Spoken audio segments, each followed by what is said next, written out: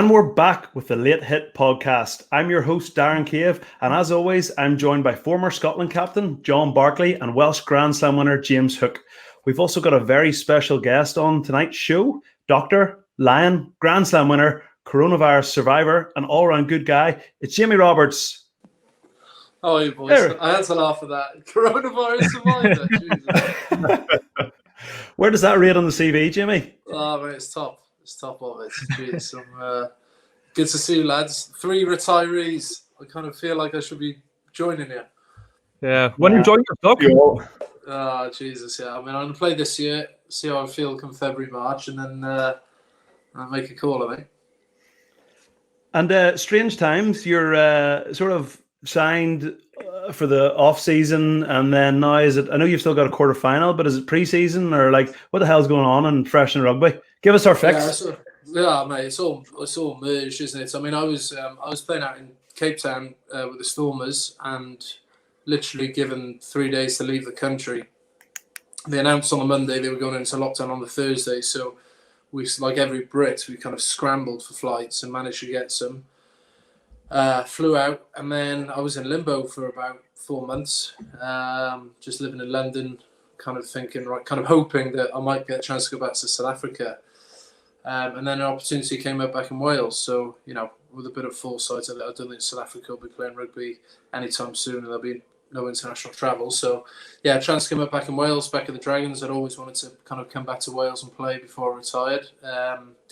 And yeah, it's been awesome. I've been there. I was there about 10 days, and then I got a positive test, so I had to miss a week. I had to miss a week and a half. But yeah, it's been good. It's been good. It's a good challenge. It's a good young group of lads who have massive, massive potential. It's quite frightening actually. So it's been good to kind of get stuck in with those lads. Missed those 2 Pro14 games. One was probably coronavirus, and then I wasn't fit, because I hadn't trained that whole week. So, and we have this quarter final now, Challenge Cup quarter final down Bristol, Friday Night Lights, week Friday. So we're already prepping for that. Jamie, I was going to ask that before we get into the other stuff. I've not spoken to you for a long time actually, but you've played for some nice clubs in your time. Where does the Stormers rank in terms of the rugby? But also, from destination, you've gone from living in Cape Town to back to Wales. Big difference. But how was life in South Africa? Obviously, you would have played with a lot of South African boys in your time, but actually, what was the experience like over there? It was different to anything I've experienced. I've been lucky to kind of tie in made lifestyle choices with my career. I lived in Paris and London and Bath, and then a chance came up to go and play in Cape Town and play Super Rugby. I mean, Super Rugby doesn't exist anymore, so I feel very grateful for the chance that came around to go and do it. So it's something I wanted to grab with both hands. It wasn't one of those decisions that I ummed and ahed about at all. As soon as that chance came around, I was like, right, I've got a chance to go and play. And you lads have toured South Africa. It's one of the greatest countries on earth for me. And like the rugby was tough, like very physical. That's pretty stating the obvious when you talk about South Africa. But we just had a great group. We had 6 World Cup winners who'd come back from Japan. Our back row, Peter Steph Dutoit and Khaleesi, filling up 2 of those 3 places. Arguably 2 of the best players in the world. Stephen Kitsoff was brilliant up front, and then you chuck in a few players behind, Damien Willemse, Herschel Jantes as well at half back. So, playing outside these guys who are just kind of full of energy. I'm there, I'm kind of 33, feeling a bit old, but it kind of gave me a new lease of life because it's a different style of rugby. The ball's quicker, they play with more width, and you can try a few different things. You have more space on the field. I certainly found that compared to playing Premiership rugby or Pro14 rugby, there's more space on the field because teams have to defend with width. Yeah, so if you run good shapes through your forwards and backs, you can often kind of one-on-one collisions. You can use your footwork and offload the ball a bit more. Sometimes in the Premiership, you're running into 3 people. It can be pretty brutal, but as a country like South Africa, it's just immense. Cape Town had it all for me. It's one of the best places on the planet. And I miss it massively. It's a shame it ended after 10 weeks, but COVID, it's that disappointment pales in comparison to what's going on in the world. I know you said it's ended, Doc. Do you reckon there's any chance? Obviously, the Lions are touring there next year to finish off for the Stormers against the Lions. Yeah, feel like they'll be touring the Lions itself. That's the thing, and we were in discussions to play another season there because Super Rugby runs from January to June. So we were already having conversations around that year, and playing against the Lions. I know, James, you've done it. So you play for the Lions and against the Lions. And it's an amazing opportunity if I did get the chance to do it. KB, we did neither, mate. I just missed out. I just missed out in 2013. These guys are talking about the Lions for a few minutes. Yeah, I was in North America at the Churchill Cup. Yeah, you had Budapest away, mate, for the Wolfhounds. Yeah, I mean, it'd be pretty cool. I think if I got the chance to do that, it'd be immense. But I've told the coach I'm mad keen to play in it, and he's a great bloke, John Dobson, down the Stormers. So we'll see. We'll see what transpires. There's a lot of, whether that Lions tour even goes ahead at the minute in a country like South Africa. Whether we have a vaccine. There's loads of unanswered questions, aren't there? And it's difficult for people to plan. The Dragons would let you do that, though, surely. Well, my contract with the Dragons is till the end of June, mate. I think that. Yeah. Yeah, I'll be done. The opening tour, opening game of the tour is early July. So yeah, we'll see, man. We'll see. I just hope that tour goes ahead because I've got loads of mates who want to go. I've got mates who are running kind of tour parties and stuff, and it's just bedlam. Like people pulling out, not sure whether to commit or not. It's really tough, isn't it, to plan any sort of travel, especially to a country like South Africa within the next 6 months, 12 months. Jimmy, Cardiff, London, Paris, Cape Town, obviously had to add Newport to that list. Is New York next? New York? Jeez. Yeah, with those cities? Yeah, I mean, I considered the States after South Africa, because obviously I was home, and it was, I'm going to say it was kind of stressful being out of contracts, but in where the world has turned upside down with coronavirus, I was out of contract, and I was just saying, geez, this could be me. Clubs had stopped recruiting. There wasn't any recruiting happening, and I was just kind of found myself in limbo, and it was a bit weird. And I spoke to a couple of clubs in the States, more in California. But yeah, I mean, a few lads have gone to New York. They've loved it. I heard there's a decent Irish connection there, isn't there? I might strap myself up. I'm only 33, boys. I'm not very good, but sure. Never was. I stole a living. Yeah. What's that pub? The Brass Monkey, is that meat packing? Yeah, I'm sure the lads over there will find somewhere to drink. Listen, I want to know more about this COVID. Like, do you have any idea how you got it, and what was it like? And can you just tell us a little bit more about it? Because we're obviously not on a rugby podcast. Yeah. So I was, first and foremost, not a clue where I got it. I actually had a long weekend in Croatia with some mates the weekend before, and none of my mates who I went with tested positive. No one around me, not even my partner, tested positive. I just came in for a routine. Fair play, the union have a brilliant testing kind of procedure every week. Everyone goes in, you get your test, you get your result back within 24 hours. And just, that Thursday after I come back, I got a call on the Friday night from my head of medical. He's like, yeah, you tested positive. So, as much as obvious logic would suggest I picked it up in Croatia, I could have equally got off a petrol pump in Reading. Get what I mean? There's no guarantee I got it there, and the fact none of my mates got it kind of seems to suggest the latter. But I was relatively asymptomatic. Lucky, I'm very lucky I tested because I wouldn't have known otherwise. I felt fine. Didn't really have any systemic symptoms. So yeah, did my 10 days and did another test and tested negative then. So back training with the lads. So it was disappointing it got made public, to be honest with you, because you kind of feel that that's your confidential medical information. Yeah. So yeah, tell us a bit more about that, Jamie. We saw your tweet. Yeah, no, it's frustrating. It is what it is.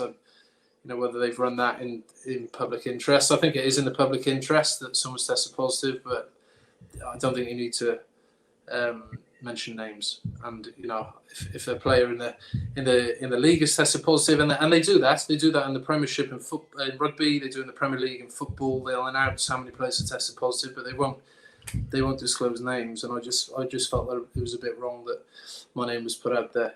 It's good. People change their behaviour. Yeah, I think when they're around you after, certainly for that first week after I'd done my quarantine and I went out into the world. Kind of free again after quarantine, and then loads of people come up to you in the street and ask you, shouldn't you be isolating, or am I okay to come near you, or whatever. It changes people's behaviour towards you, no doubt. Good old Wales, eh? Good old Wales. Yeah. You know all that, do you know who actually leaked it? Or obviously you don't have to say, but we won't get into that. Yeah. See what you know. Here we go. There we go. Well, it's funny when you were talking about like coming to the end of a contract and being out of a contract and scrambling for a contract and COVID. I actually thought it was Barclay for a minute there. We're talking about that being for the accent. I did the sensible thing and stopped though. No one picked me up like you. I know you did do the sensible thing. We had fitness testing today. Jesus. No, I mean, we're going to go into this in a bit, I think, but we may as well get into it now. I think for me, we're kind of joking that I kind of realised, pretty much that my body had enough, and I kind of wanted to keep playing for the wrong reasons if I was going to keep playing. And I don't know if you saw the stuff that Haskell put out and Dylan Hartley were just talking about the impact that their careers have had on their bodies. And you played, when did you go pro, Jamie? Probably when you were 20 or 19 or something. Yeah, 19, 20, yeah.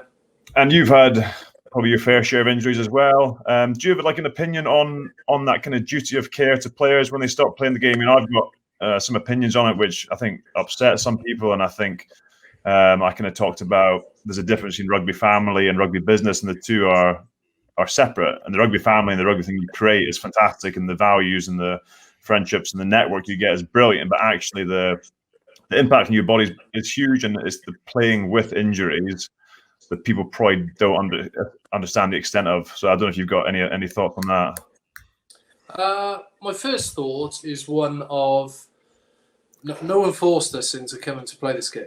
So it's a decision we make to play rugby. It's a decision our parents made to take us down the fields when we were kids. And ultimately, when you become a professional player, no one's forcing you to take that career choice.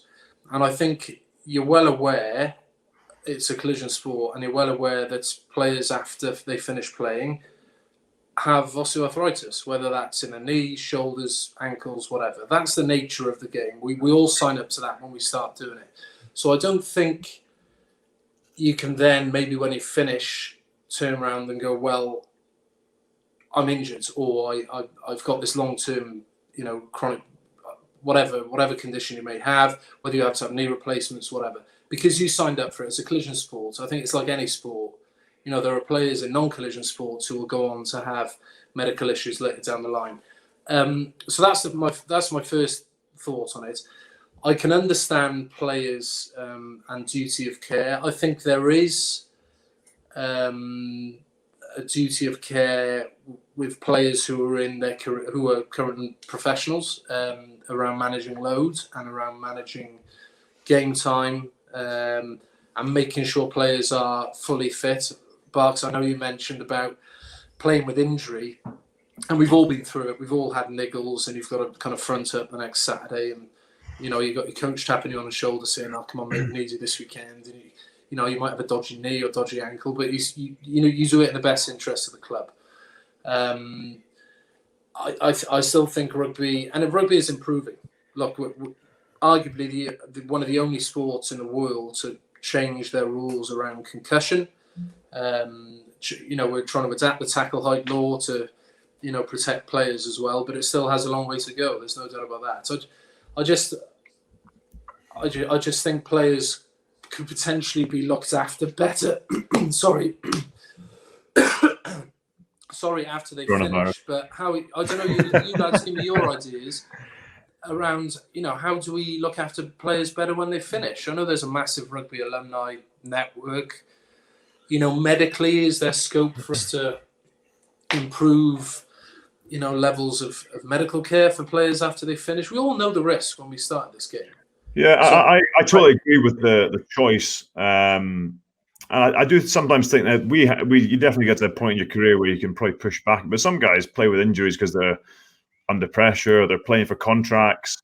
I do think I had a chat with Ugo Monya a couple of years ago about this, and he thought there was scope for some sort of insurance that you pay into, throughout your career. So then the 18 months when you finish, maybe you get things cleaned up, things looked after. Because, I put off wrist surgery for 7 years, which is now unfixable. I've got broken screws in my shoulder, which need something done to. But you play because you want to play, and you want to play for the club. You don't want to, you want to contribute to the club. You don't want to be one of these guys that pulls out too easily. And I think I'm suffering for that now. And I just think the duty of care, you're right. I think, it's what you sign up to. And there's guys that play the game amateur. There's guys that are in the forces. There's guys that's in, whatever it might be, the fire service, and they're going through the same thing. But actually maybe that little period afterwards, there should be, or there could be, a little bit more attention paid to that, I think. Yeah. I agree with Jamie. Where do you start with a duty of care? Like the amount of players that come through different clubs and regions. How do you have that duty of care for every single one of those players after they finish playing? Like, I didn't even know where you start.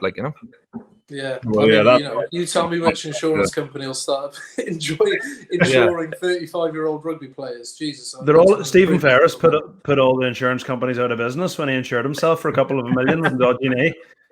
Yeah. Now he's still living off the cream. This is, but it's a risk. I think we all accept this kind of calculated risk when we play the game. We know injury is a part of our sport, and we know there's going to be long-term consequences of playing a collision sport for 10, 15 years as a player. You accept that risk when you start your career in professional rugby. That's the way I see it. But I completely agree with you. I think this notion that you finish playing and then it's kind of right, thank you very much, into the big wide world. Whether that's a career help or whether that's medical help, I still think the game has strides to make in that respect. I'd be a bit on the fence with it because there are times I hear ex-teammates talk about, what did the club ever do for me? I got chucked out here. And I do think there are some players that expect, if they don't walk in and do a job, if they don't do a hooky, that they're like really owed something to that. And I would have felt, some players would say, well, what did Ulster ever do for me? And I would sort of think, well, you were able to make a living playing rugby. They paid for your house. And they paid you a salary, and you met your wife, and so literally everything you have is because you were a professional rugby player. But I had a bit of a knee injury about April. I was finishing, and PCL injury. Basically, it was a bit loose, and they said, "Look, you can strap it up and play on the season, or you can get it fixed now, and you're done." And John, obviously, me being warrior number one, Ulster rugby legend. Strap it up and play on. So I retired, and Ulster were great. They, by the time I could be arsed, I went in and got physio, and they said, look, here's your rehab program. This is how you're going to fix it, blah, blah, blah. Then you get private medical insurance for 1 year in Ireland. I don't know what it's like for you guys. And I went to get physio, and they said, look, you're covered for 6 physio appointments at €30 a session. So I went to see this physio, and he was like, look, it's £40 a session. And I was like, right, well, so €30 is great. And you've only got 6. And I was left kind of going, I had my 6 appointments, and I was left like my knees kind of still fudged, and I heard it like on the front line for Ulster. So I was kind of a bit like, I don't blame the club, but I do feel that a bit more could have been done for me. Yeah, I think it's an interesting topic, and I think I tweeted kind of backing up Haskell, and I don't know those guys. I played against them. I don't know at all, but I just thought it's an interesting thing to speak about. And I think like you, I don't expect anything more from what I got from the game. I got well looked after. Played for 16 years.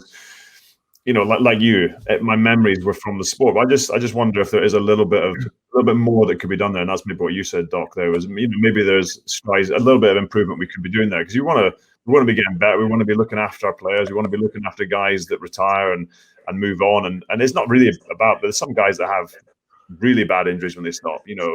Some guys saying they can't walk or they just can't physically run. Roddy Grant, the Ulster forward, he just can't run anymore. And like, what's he only played for one club in his life. I think it's like Jamie said, though, at the end of the day, nobody's actually forcing you to do anything. I know, like, obviously, we're proud people and we want to play for our regions and our country. I remember back to 2010 was when we beat Scotland. Barks, you were playing, Doc, you were playing when Powley drove the buggy. Yeah. That game. The year you beat for that, not the rugby. The year you beat Wales doesn't narrow it down. You beat Scotland every year, no Hooky? That's it. But what I was going to say, that year, so Christmas time against the Scarlets, I tore my labrum, and then I was going to have an operation, but delayed it until the summer. So I played basically. I remember Haskell saying the other day about him having injections. I was having an injection before every game, painkiller injection. But at the end of the day, no one was forcing the injections in me. It was up to me. I wanted to play for my country, play for the Ospreys, and I had the operation at the end of the year. But yeah, I think if you're fit, if you say if you're picked in a 15, you're fit to play. Like I remember Barks. I think you actually scored a try against us. You run through me. Remember that? Yeah, he did. You run into my left shoulder. You run into my left shoulder, and I was in agony. Even though I had the painkiller and everything, But I wasn't going to turn around at the end of the game and say, "Yeah, but my shoulder was knackered." You know what I mean? Because if you're on the field, you're fit at the end of the day now. Yeah. No. Apparently that's the commentary on the intro for the pod for our listeners out there. So it just misses the bit where he's steamrolls Hook. 10 years later, Hook's still giving excuses. Yeah, I don't think you'll ever see a greater Six Nations finish than that. That was a good game. Bloody hell. That was immense. Unbelievable. Yeah, just to wrap that up, KB, I just think on all these topics, it's those first year or two after you retire, just critical, aren't they? Especially lads who have had, your perfect case in point, Darren, is that you've had an operation in your last year. So I think there's huge then responsibility on the club. If you've had that surgery whilst being an employee, I think there's a duty of care to you to follow through that rehab. Yeah, well, we could sit and give off about it all night, lads, but I won't keep Jamie too much longer. The one thing I think I felt I did actually relate to was when you forget about all the injuries and the nasty stuff. I do think as a rugby player, you're so used to just getting up and being sore. I think it was Haskell was speaking about it, and that is the one thing. You're just immune to that. When you talk out for a session in pre-season, and you're just like, I think Haskell said he's rolling his back on the pitch, and he was describing that. I just thought to myself, I can picture myself in that feeling. You just lose the kind of the ability to deal with that and just get on with it. Yeah, exactly. God knows how many diclofenacs and the Proxins I've taken over the last 15 years. And that's a whole other conversation again around anti-inflammatory medication. But yeah, no, completely feel you. And again, it's a collision sport. We do weight training, we do fitness training. You're going to be sore. You're going to be sore from collisions. You're going to be sore from the game on the weekend. So arguably, as rugby moves forward, that is not going to change. Yeah, I think I would sum up. Despite how sore I am now, the issues I have, I would do it all again. That's the choice we make, is what we want to do, but you do it again because of what it's provided us with. I certainly would. Yeah. Well, Jamie, still going strong, mate. Looking forward to seeing you. Hopefully for a couple. Actually, now that Hooky's mentioned it, I'd love to see you tog up this summer for the Lions, against the Lions. Yeah, that's a great one. So listen, thanks very much for taking the time to join us. All the best with the quarterfinal. All the best with the Dragons. We're keeping an eye on the Dragons this season, next season, whenever the fudge season it is. But it's going to be a tough team to beat. So all the best with that, and thanks again for joining us. Great to join 3 retirees. I'll be joining you soon. Cheers, Jamie. Notice Jamie, when he was leaving there, he said 3 retired players. I thought he was going to say legends. I'm a bit gutted. He was thinking it. He was thinking it. I actually did think he was going to say legends there, and I thought, no, that's not right. You got it as well. It was a wee bit, yeah. You're a legend, pal. Listen, I actually need to put a disclaimer in there, actually, because he slightly misunderstood my quality PCL story. So I actually didn't have surgery at Ulster. I chose not to have the surgery, so I don't want a strongly worded email from Ulster solicitors tomorrow for slander. But here, interesting. I didn't want to say. Listen, Jamie's unlikely to be featuring for the Lions this summer. Let's be honest. But how cool would that be if he was playing against them? That'd be pretty cool, right? I think it's awesome that he's come back and he's played at some unbelievable clubs. He was chatting about it there. He's played all over the world, and he was still playing for the Stormers. He's playing with world-class players. He's obviously got a lot to give. His body must be, I'd imagine he doesn't train Monday, Tuesdays anymore, but, I think he's got a lot to give. Be a pretty cool story if you saw him lace up against the Lions, and that's maybe the kind of story that people would like to see. It is cool, isn't it? He's obviously got some unfinished business, getting cut short because of COVID. So, yeah, what a story that'd make.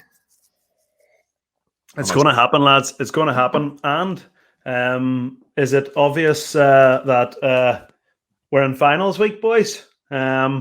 Before we get on to the red hot, the red hand favourites, some good stats for you here. So 3 legends on the podcast, as I think Jimmy Roberts said. I can't remember. Finals record. So John Barclay, 1 from 1. James Hook, 2 from 2. Although 1 was in the Charity Shield, so it doesn't count. You don't have to mention that. Darren Cave, 0 from 2. But have something. I got a lot of requests on Twitter this week. Brought it out. Can you see that? Ulster Rugby Young Player of the Year 08-09. So there you go. I thought it was the Wolfhound's most improved player then. Oh, no. Wolfhound's legend, mate. Most capped. That's Isaac Boss. I've told you that already, lads. Flip's sake. So, lads, what's it like getting ready for a final? Is it different? Obviously, it's a bit different. Stupid question. Tell us what it's like. I only played in one. And that was actually kind of around my mindset going into it. I remember, the week going into it, and I was a Scotsman living in Wales, and I hadn't won anything. And I remember thinking, I cannot go my whole career and not win anything, KV. Mate, do you want me to get it again? No, I did. I remember, and I said that, and we kind of joked around with the Scarlets, and we had a meeting the night before, and we kind of spoke around. We had sometimes you hear teams that they lose a game and they talk about it the following year, and it made us better. But we kind of spoke about kind of trying to skip that step, and we were away. We were playing Munster in Ireland, and we kind of thought, this felt like an opportunity. You don't want to let it go by you, and there's no point having that mentality of, well, if we lose, we'll get better and we'll learn from it next year. So, yeah, we kind of spoke a little bit about that and making sure you don't really know when you're going to get opportunities again. Certainly, as the early stages of my career, I played a Glasgow team. We got to a few semi-finals. I played a Scotland team that was, hugely unsuccessful in that period, and it was a big opportunity. And I kind of realized you don't get that many opportunities. Hooky, you played in Grand Slams and Lions, and you had an unbelievable career, but not everyone gets those careers. And my career wasn't like that. KV, you're nodding. Hey, man. But I kind of selfishly, I remember thinking, I have to win this. We have to win this. This is my best shot at winning something, and thankfully we did. And it was the easiest final ever, John. 40 points, Munster, 3-1 away from home. I know, but I remember, I was shitting myself going into the game. Because, like I say, it was Munster in Ireland. We thought, backs against the wall here. And I don't remember how else Munster were playing terribly well. But, the bookies didn't have us, anywhere near favourites. But, it turned out to be pretty easy. And Hooky, you managed to beat Leinster. We spoke about it in one of the other previous pods in 2010. Yeah. So, you're the man in the know. How do you do it? Similar to John, really. We went into that final thinking we had to win because previously, about a month or two before, we got knocked out of Europe. And I think I mentioned on the last pod, the squad we had at the time in the Ospreys with not just the Welsh internationals, the overseas players, the tiers, Jerry Collins, Matt Yola, Justin Marshall, boys we've mentioned before, they were in that squad. And like you say, we got knocked out to Biarritz in the quarterfinal of Europe, and we had huge expectation for that. And then we had a few league games leading up to the final. So we just said, well, we got to go and win the league now. And yeah, we did it the hard way. We turned up to Dublin to beat Leinster there, and they were obviously fully loaded. And I just remember the week, we were just full of excitement. We just believed in our game plan. We weren't far away from beating Biarritz in the quarterfinal. So there wasn't a lot to really tidy up. It was just go out and win the game. And I remember we scored some great tries that day, and we didn't go and just play for territory and play a tight game. We went out and scored some great tries, and we probably deserved the victory as well, if you're honest. And before we go any further, John, it gives us both great pleasure to have a wee word on Edinburgh. What the hell went on there? Complete another capitulation. I don't really know what to say about it. We were messing each other through the game a little bit, and because we're mates, because we're best mates now. I don't really know. I think technically and tactically, there's a few issues. Discipline, some pretty harsh penalties I actually felt, some dumb ones as well. But I've got a bit of an opinion on this. And I think when you have someone as dominant as Richard Cockrell, who's a coach, I think you don't have any shared leadership there. And I think that's not saying there's not good leaders in that team, but I was really surprised when I went there about how much was coach driven. Now, the longer I played, the more the environments I played in, and I don't know if you boys had this experience as well, but the longer I played, the more it was kind of shared leadership. Players were sort of leading meetings more. They were driving things. There was more of a collaboration on how things were done. And the environment really surprised me in that it was very much pre-game was all coaches. Halftime was all coaches. Meetings, all coaches. Everything was coach-driven. And it happened to us in the quarterfinal of the European Cup a couple of years ago with Edinburgh. We just think a couple of things go wrong. And I think there's a tendency that it's kind of like, okay, shit, what? We don't have this crutch now. And I think it's such a environment where there's such a dominance there from such a real figure at the club who's done some really good things. But I think that's where the evolution needs to happen. Edinburgh with these guys, is to take control of it more, because they actually played for 50 minutes. They played much the better rugby. And I was actually, pleasantly surprised how much they kind of spread the ball. The defense looked great. But I think you could see it coming after about 55 minutes. I was like, it feels like it's shifting. The momentum changed and Edinburgh started to play a bit erratically, discipline. But yeah, I do believe that kind of that evolution has to have there, because I think they've got players that are good leaders, but there's a lot of leaders by example, and it's probably the quietest team I ever played in. And that's not to say that talking fixes problems, but at times you need guys when things are going really wrong, I think you need to have guys or someone who can kind of grab it by the scruff and say, boys, this is what we need to do. This is what's happening, kind of elaborate a bit on it. But yeah, that's kind of my take on the situation. Hooky, how would that compare with like teams, Ospreys teams you won leagues with, and Wales Grand Salmon teams? Yeah, I haven't really experienced anything like John's saying about the coach being in that much control and having that much sort of dominance on the team. Most teams I've been in, the captains been the leaders, like whether Sam Ward and Alan Wynne, they've got a big say on what goes on. Even going way back to Gareth Thomas, Alfie, he was a big character in the changing room, and boys respected him as a captain. But I suppose going back to that Edinburgh game, it's unbelievable, especially at half-time, 50 minutes, to see how they've lost that game. They were in complete control, like you say, and I think Ulster can count themselves lucky they went in 5-0 down at half-time, because it could have been a lot more. And then I agree with you, John. You could just see that momentum shifting, and it was as if Edinburgh didn't know what to do. Ulster sort of grew an extra arm and a leg, and everything started to go their way. And it was a great finish. And Ulster didn't play that bad. It was just like you say, Edinburgh played so well in the first half. I think Van der Merwe, his first 3 touches, he made a ridiculous amount of yards, and it was like second half didn't touch a ball. It was crazy, but great. Obviously played by Ulster in that second half, and credit goes to the coaches for the substitutions they made as well, and the way they stopped Van der Merwe getting any sort of ball. And I saw a tweet, 98 metres made in the first half by Van der Merwe and 3 in the second. It just shows you.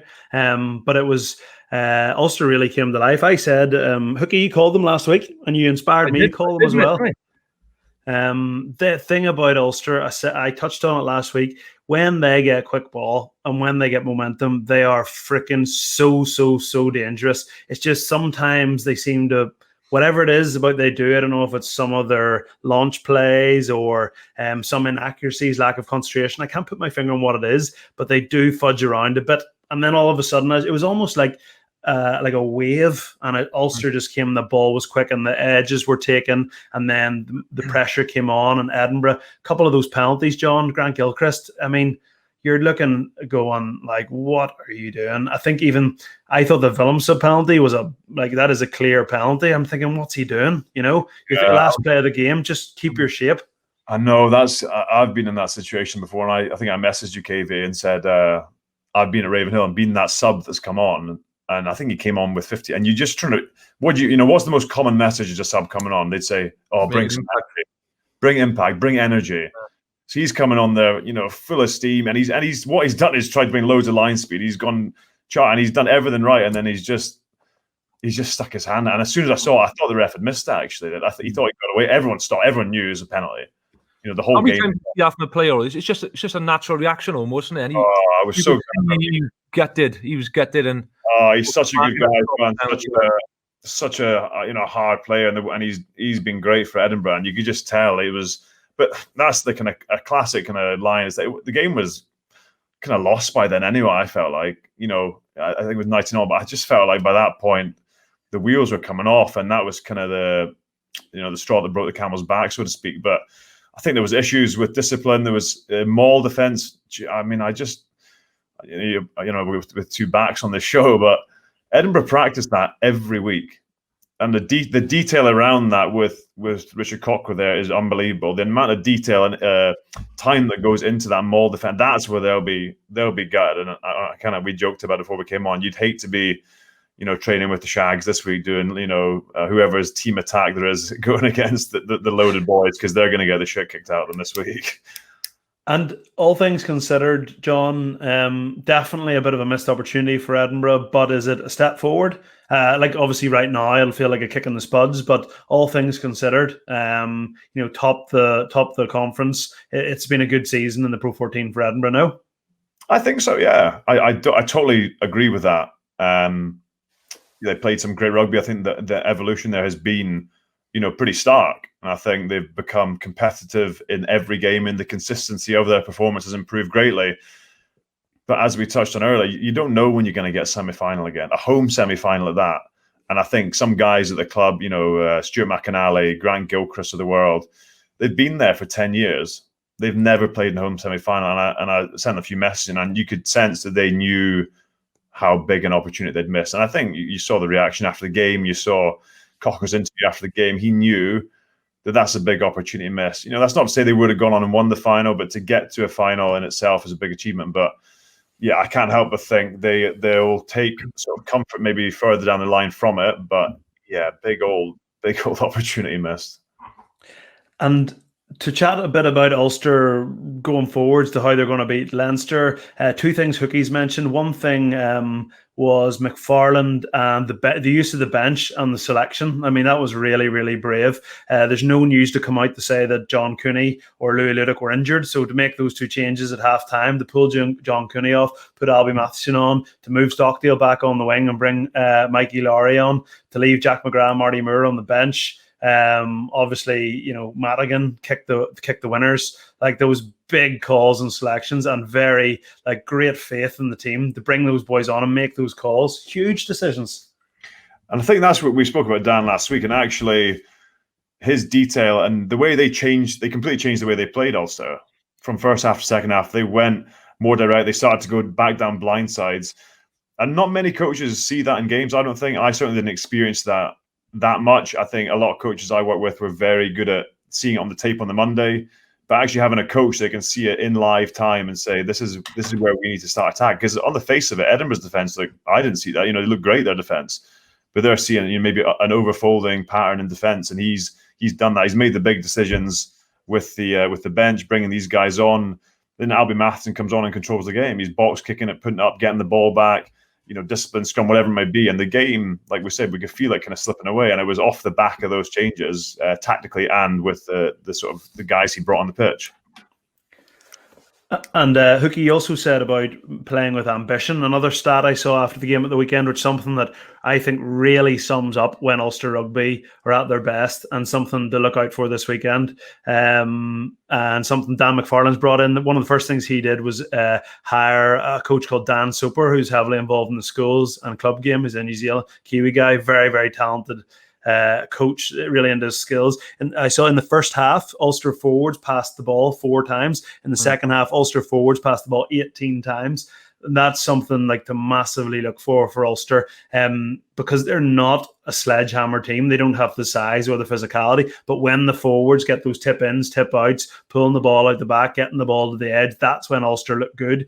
What I can't put my finger on is like, what is the... I don't think that's something they've decided at halftime we're going to start doing. That's how they want to play. What I don't understand is what they're not doing to be able to do it from the start of the game.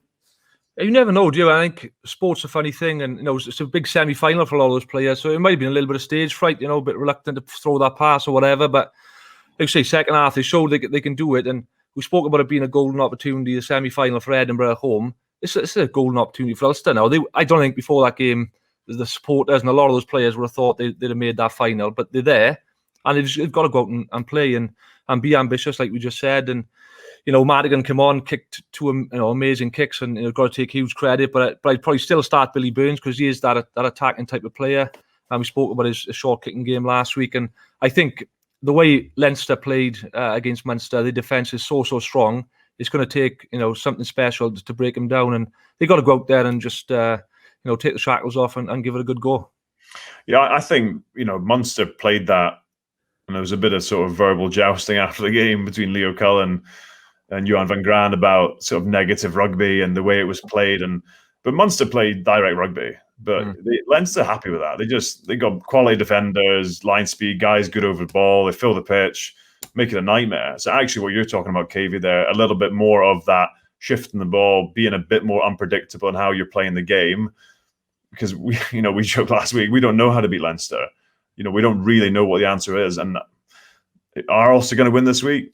I don't know. I don't know when the last time a team went undefeated, albeit with COVID, to win the title. But I don't know what Ulster need to do. But I think they'll take a lot of confidence from the last 20, 30 minutes in that game. I think it was the 1972 Miami Dolphins, John. Sorry, Hooky, go ahead. No, I was just going to say they probably need the boys like Stockdale, Rob Little, these sort of players, just with great footwork, great pace, just to take Leinster on one-on-ones and give them that opportunity to show what they showed in the second half against Edinburgh, I think.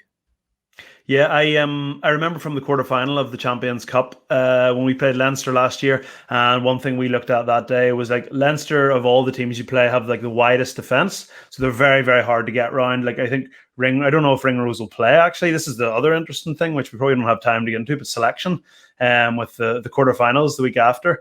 But he reads it so well, and we spoke so much about going through them. And I think that we didn't get the win, but it worked quite well. And I think that's what Dwayne Peel will be talking about again. So instead of long passes, I think you might see more like punching, shorter passes and less ball and air time, and just more like playing into those gaps through the middle of a rush defence and trying to get some quick ball. And listen, if Leinster play well at home in Dublin, they're near on impossible to beat, but you can disrupt them. And actually should give a special mention actually to Bryn Cunningham as well, who's Ulster's operations director, because his recruitment, like in that off season, to have signed Albie Matheson, to be signing Ian Madigan, and like pre-COVID, I don't think Ulster win that game, because you make those changes at halfbacks and they probably don't have the depth there to have two guys that come on and can win a semi-final away from home. And you only have to look at that game on Friday night. I mean, Hooky, how much would Munster have given for someone who could kick a couple of goals like that? JJ was spraying the ball around the Aviva. Yeah, I know. I felt sorry for him, and as a kicker, we've all been there. And I think he said in commentary he was 90%, and he obviously won the Golden Boot, for the season as well. So he'd be bitterly disappointed because obviously on the other hand, Sexton nailed all his kicks and was fantastic throughout the whole game. And all those small little things throughout the semi-final make a big difference in the end. Yeah, I think we talk a bit about momentum, and everyone talks about it. And Munster had a chance to get back into that game, and they couldn't capitalize on that. Couldn't get the momentum turning. Couldn't get the points on the board. And it was, to be fair, it was a pretty crap game. So, but I think that they had a few opportunities to get back, to get within 3 or 4 points, and they couldn't do it. Do you think I felt like Leinster always had at least another gear or two? John, it was a scoreline, 2 missed kicks, a try that could have easily have not been given. I think sometimes there's, was it double movement? Was it we don't know. It was given. But on the scoreboard, it's a really, really close game. Do you feel like if a couple of those kicks went over, surely Leinster have enough to press on? I felt watching it like Leinster were miles better, and then it was only after I thought, well, this is quite a close game. No, I was the same. I watched it and I just thought they just seemed comfortable. Munster didn't look like they were getting close. There was too much error in their game, and I think, again, we spoke about it a bit last week. Leinster don't really have that error in their game, and that's probably what separates them from the rest. Even the Edinburgh Ulster game also had a lot of error in their game. Edinburgh had a lot of error in their game. Leinster don't seem to have that, even with the new rules in terms of discipline as well. That error really isn't in their game, and I don't know how you force more error out of them, but that's probably part of the strategy to how to beat them. How do you make them create errors? How do you make them go out of their system? Yeah, talking about discipline as well. Leinster were really smart in that game. I think early on, Hanrahan gave a penalty away. Obviously, the new directives, the refs are looking for players to roll away, and Leinster were just holding the Munster players in the ruck. And later on in the game, the refs started to realise that. But, Munster had given so many penalties away up to that point, and just really smart and, just knowing the rules by Leinster. And I was really, really disappointed with Munster as a so-called neutral in that fixture. Hooky, there was loads of excitement in Ireland when that coaching ticket was announced last year, 18 months ago. I don't know. We're still in March here, aren't we? So God knows how long ago it was. But can you believe that is a Stephen Larkham coach team? You're sitting watching that game. I saw some stuff on Twitter after, and you think, where is the innovation? Where is the creativity? Show us something. I know it's wet.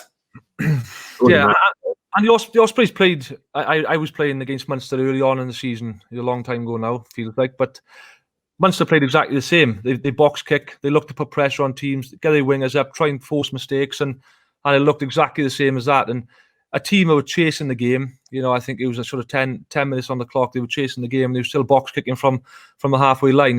Like you say, Cave, there was no real inventiveness, and maybe that had something to do with the conditions. Maybe it was a bit crazy there, but contrast that to the way Edinburgh played in the first half the day after. It was a big contrast.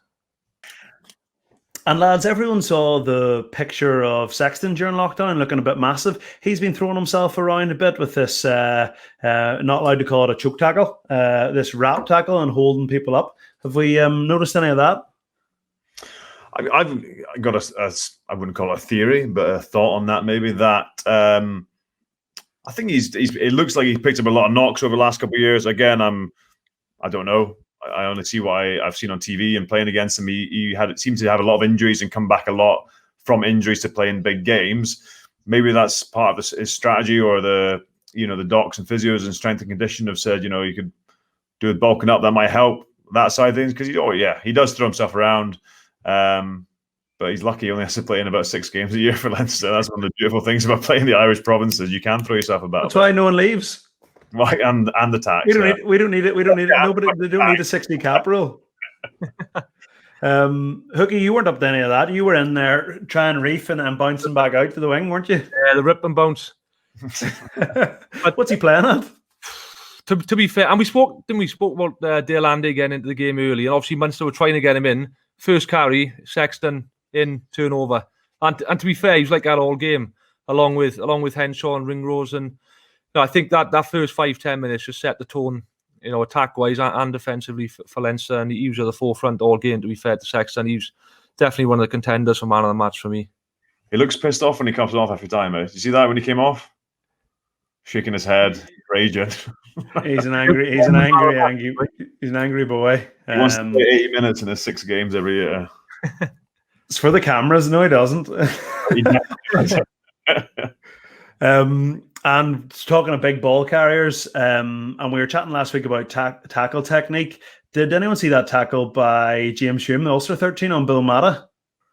Yeah, I saw it. He flew in, didn't he? Flew in, absolutely. You were chatting about Dan Ledate last week. He would have been part of that. Absolutely chop suey. Chops. he's that, Cavey? Is that why you brought this up? That's your. So I basically, after the Bundy try, I basically phoned him up and was like, "Mate, it's the white 13. Like, is that the fella that got steamrolled by Bundy and did the old touch? Nah. he did the hooky. He tried to reef and go to the blindside wing. It was a great tackle, great read. Like, it was proper textbook stuff. Actually, fair play to him, and he's been playing well because I actually thought Luke Marshall has been playing a lot of 13 after I retired. When I retired, when I was playing, I played every week in the big games, and they haven't missed him at all. So he's a guy to keep an eye out for this weekend. Nice passing game, good footwork. He's been playing really well. One thing I wonder, will it affect this final? It's in such a strange time of the season that it's actually the week before a semi-final potential or quarterfinal, semi-final, final of Europe. And that's one thing I think gives me, it might be my heart and not my head, but as an Ulster fan, I wonder, this final I think means a lot more to Ulster than it does Leinster. Leinster have been here, is it 9 out of the last 11? They've won the last couple. And I think if you said to Leinster, well, you'll lose, I think Leinster would be as happy to beat Saracens as they would to beat Ulster. Now, we all know they're capable of winning both, but I think if you said to Ulster, you'll win this week and you'll lose next week, they would take the final. Just stuff the Champions Cup for now and take a bit of silverware. Get on the smash for a week. Get on the smash. Get over to.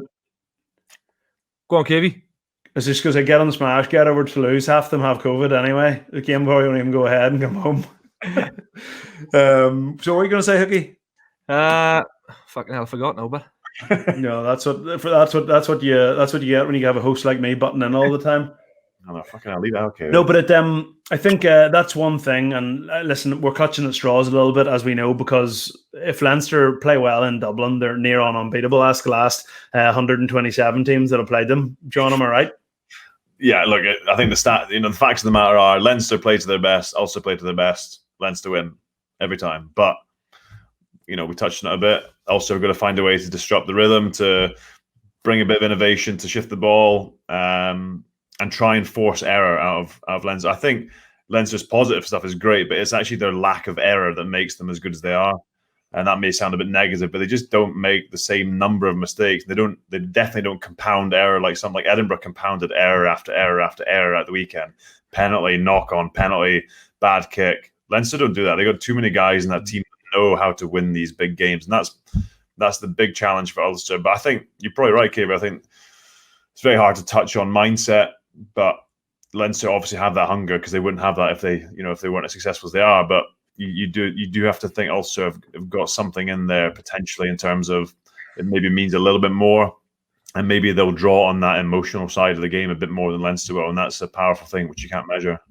And I think on that, actually, John, not only is it a final that is a bit new territory for Ulster, but we have between 5 and 10 players at Ulster that have been at Leinster before. So you talk about emotion. These are guys who are going to have huge chips on their shoulder. Guys like Marty Moore, Jack McGrath, Jordy Murphy, Alan O'Connor, John Cooney. Like, there's 5 guys. It's a third of your team that Leinster have essentially passed up on. So these are guys that are like going out there this weekend with absolutely everything on the line, that can't think of anything better.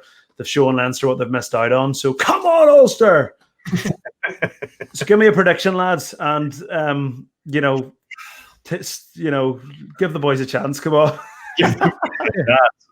I'm just going to check the weather. That's what I'm first going to do. Do you know what the weather's doing this weekend, Cave? It's in Dublin, right? Yeah, it's in Dublin.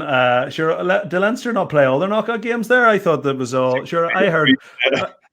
I saw Dan Toohey, one of my old teammates, said on Twitter he heard that the game was being played in Leo's back garden and Drico was refereeing. Give me a chuckle. Hooky, what do you reckon? I can't see Leinster losing. I can't see them losing because I don't know, just the squad depth, the confidence they got. They went to the corner, turning down 3 points in the semi-final just because of the confidence they got, and they drive him all.